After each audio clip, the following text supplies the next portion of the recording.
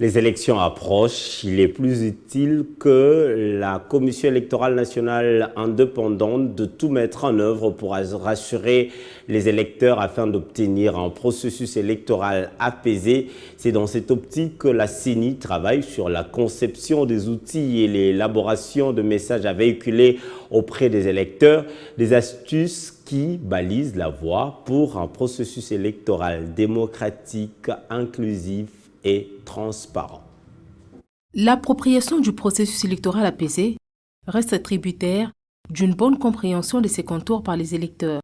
Cette option, privilégiée par la Commission électorale nationale indépendante, a donné lieu aux échanges sur la conception des outils et l'élaboration des messages à véhiculer pour une bonne communication autour du processus électoral en RDC. Chaque grande opération est en principe précédée par une campagne de sensibilisation. 2 mois après la promulgation de la loi électorale et à l'approche de l'opération de la révision du fichier électoral, il est nécessaire de s'atteler à la conception et à la production des supports et outils de sensibilisation.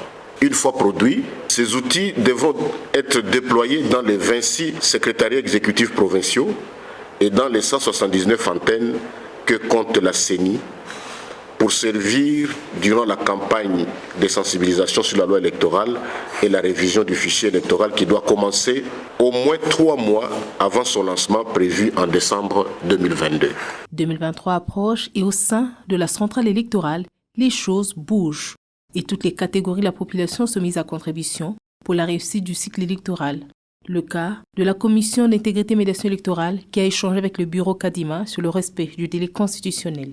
Nous sommes venus, savoir un peu plus et nous rassurer que les élections auront bel et bien lieu dans le délai, compte tenu de tout ce qu'il y a comme bruit autour de ce qui s'est fait. Il fallait avoir les informations à la source, ce qui a été fait.